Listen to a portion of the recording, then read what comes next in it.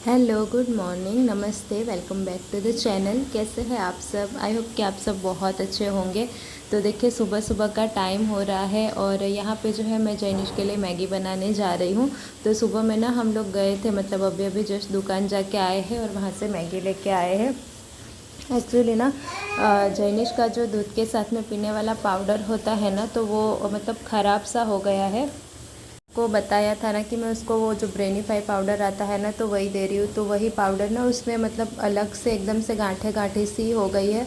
मैं आपको दिखाऊंगी कि कैसा हुआ है। वो थोड़ा ही बचा था लेकिन ना पूरा मतलब ख़राब हो गया है। तो फिर मैंने वो उसको नहीं दिया था, तो इसलिए वो सुबह में जो है दूध नहीं पिया, क्योंकि उसको कुछ ना कुछ चाहिए होता है दूध के साथ में। तो फिर हम लोग जाके जो है मैगी लेके आए और अभी जो है मैं उसको मैगी बना के दे रही हूँ। वैसे मैं उसको ज़्यादा ना मैगी बना के नहीं देती हूँ, लेकिन 2-3 दिन से ना जैनिश का बिहेवियर बहुत ज़्यादा चेंज है। मतलब सच बताऊँ ना तो बहुत ज़्यादा वो चीज़ें जो कुछ भी कर रहा था ना, तो वो बिल्कुल भी कुछ नहीं कर रहा है, बस रोए जा रहा है और अलग सा ही कुछ बिहेवियर कर रहा है। अब एक बात मैं पहले ही बता देती हूँ, अगर कुछ लोग नेगेटिव कमेंट करना चाहते हैं या फिर मेरी पेरेंटिंग पे कोई सवाल करना चाहते हैं ना, तो वो प्लीज़ इस वीडियो से ना थोड़ा सा दूर ही रहिएगा, क्योंकि 2-3 दिन से मेरी जो हालत है ना वो मैं ही समझ पा रही हूँ। या फिर कोई अगर ऑटिज़म पेरेंट्स ऐसा कुछ सिचुएशन फेस कर रहा होगा ना, तो वो समझ पा रहा होगा। तो यहाँ पे देखिए, फ़िलहाल जो है मैंने जैनिश को मैगी बना के दिया, तो वो बैठ के खा रहा था और मिश्का यहाँ पे मस्ती कर रही थी, उसको खाने नहीं दे रही थी। इसलिए मैं इस मिश्का को लेके ना फिर थोड़ी देर के लिए गैलरी में बैठ गई थी और वो जो है मैगी खा लिया जैनिश ने।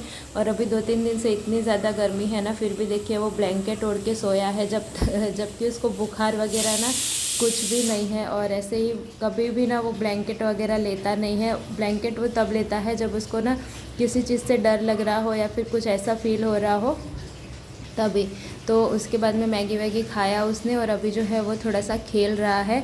और मतलब 3 दिन से ये चल रहा है। आज तो फ़िलहाल काफ़ी वो थोड़ा सा ठीक है, लेकिन 2-3 दिन से उसकी हालत ना काफ़ी ज़्यादा ख़राब हो गई थी और कुछ एक्टिविटी वगैरह भी नहीं कर रहा था। तो थोड़ा बहुत जो है मैं उसको मतलब अपने साथ में काम में पार्टिसिपेट करवा रही थी, ताकि वो थोड़ा सा एंगेज रहे। लेकिन ना वो किचन में आने से बहुत ज़्यादा डर रहा था, किचन में और टॉयलेट में भी नहीं जा रहा था वो। मतलब अब तक तो वो खुद से जाके अपना सुसु पॉटी वगैरह कर लेता था, लेकिन 2-3 दिन से पता नहीं क्या हो गया था ना कि मतलब टॉयलेट में जाने से वो इतना ज़्यादा डर रहा था ना कि खुद से मतलब सुसु करने भी नहीं जा रहा था। और अगर मैं लेके जा रही थी ना, तो बहुत ज़्यादा रो रहा था। टॉयलेट करने के टाइम पे तो ना मैं उसके साथ में बैठती थी जाके, लेकिन फिर भी वो मतलब बहुत ज़्यादा रोता था और जैसे तैसे तो वो मतलब करता था।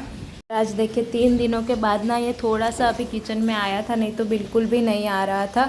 और वही मतलब साथ साथ में 3 दिनों से ना बैठ के मैं उसको टॉयलेट वगैरह करवा रही थी, नहीं तो वो बिल्कुल भी जो है नहीं बैठ रहा था और वो भी बिल्कुल रो रो के कर रहा था।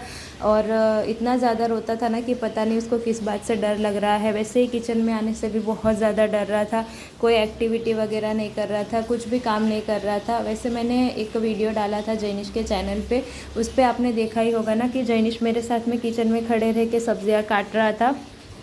और मतलब इतना वो किचन में आने से कभी नहीं डरता था, लेकिन पता नहीं 2-3 दिन से क्या हो गया था ना कि किचन में टॉयलेट में वो बिल्कुल भी नहीं आ रहा था।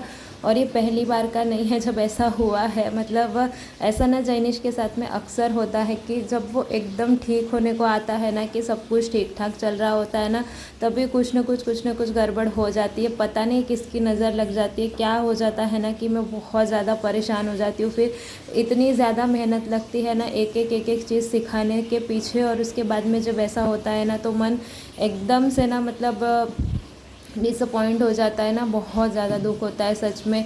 और क्या कर सकते हैं अभी। लेकिन ना ये सब ज़्यादा दिन नहीं चलता है, 2-3 दिन तक जो है चलता है, उसके बाद में अपने आप से फिर लाइन पे आ जाता है। तो जब ऐसा होता है ना, तो मैं उसको फिर ज़्यादा एक्टिविटी वगैरह करने के लिए ना फ़ोर्स नहीं करती हूँ। मैं कुछ भी करने के लिए उसको फ़ोर्स नहीं करती हूँ, क्योंकि मैं फ़ोर्स करूँगी वो रोता रहेगा, कुछ फ़ायदा नहीं होगा ना। तो इसलिए जब तक वो मतलब स्टेबल ना हो जाए ना थोड़ा सा, तब तक मैं उसको जैसे वो रहना चाहता है वैसे ही मैं रहने देती हूँ और किसी भी चीज़ के लिए मैं उसको फ़ोर्स नहीं करती हूँ। तो सुबह के टाइम पे ना फिर मैंने कुछ शूट नहीं किया था। और अभी जो है ये रात का टाइम हो रहा है और अभी मैं जा रही हूँ खाना बनाने के लिए। तो मिष्का के लिए यहाँ पे सबसे पहले मैं खिचड़ी रख दे रही हूँ, और ये भी बहुत ज़्यादा परेशान कर रही थी। और 3 दिन से ना मुझे मतलब पीरियड्स भी आए हुए हैं, तो मेरी भी तबीयत जो है बहुत ज़्यादा ख़राब है। उसके साथ में जो है जैनिश के साथ में स्ट्रगल हो रहा है, मिष्का को संभालना, ये सब बहुत ज़्यादा मुश्किल हो जाता है। लेकिन क्या कर सकते हैं ना, मतलब जैसे भी हो करना तो है ही। तो इसीलिए मैं कह रही हूँ कि अगर कोई नेगेटिव कमेंट करना चाहता है ना तो प्लीज़ मत कीजिएगा। चाहे तो आप मेरा वीडियो मत देखिए, लेकिन जो है प्लीज़ नेगेटिव कमेंट मत कीजिएगा, मुझे जो है डिमोटिवेट मत कीजिएगा, क्योंकि मैं पहले से ही बहुत ज़्यादा परेशान हूँ।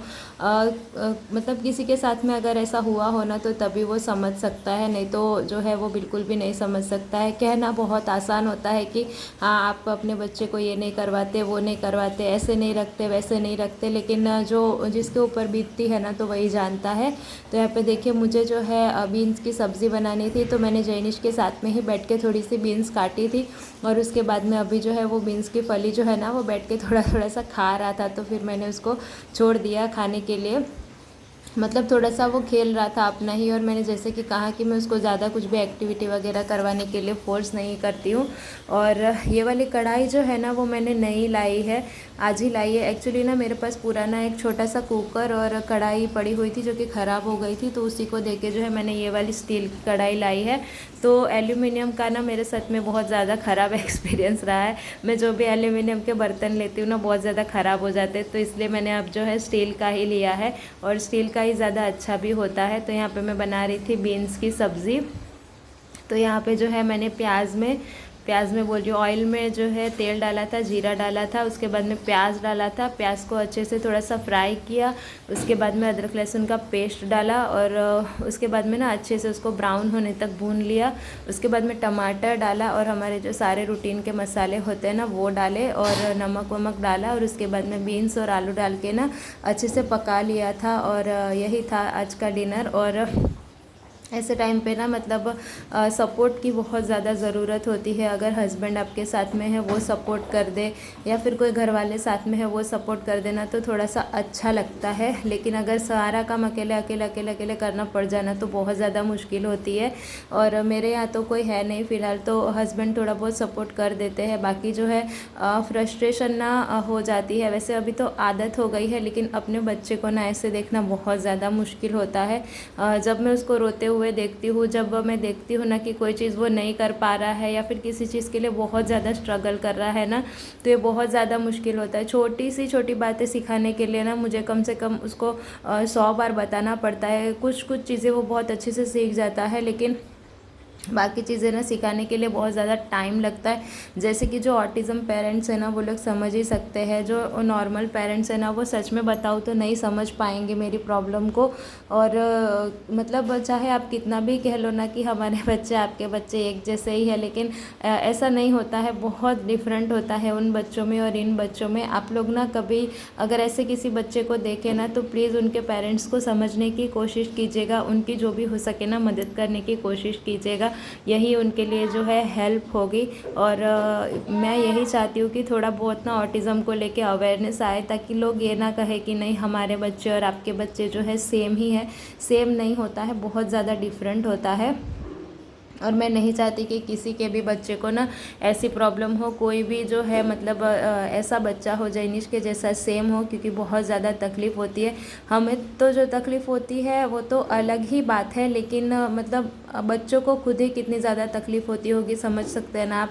वो इतना ज़्यादा रोता है, खुद ना कुछ बता पाता है और ना ही कुछ, बस हम जितना समझ पाए उतना ठीक है, बाकी वो खुद से तो कुछ भी नहीं बता पाता है उसकी प्रॉब्लम क्या है, उसको क्या तकलीफ़ हो रही है। तो ऐसे देखना समझ सकते हैं आप लोग कितना पेनफुल हो सकता है। तो चलिए ये तो हो गई आज की थोड़ी सी बातें,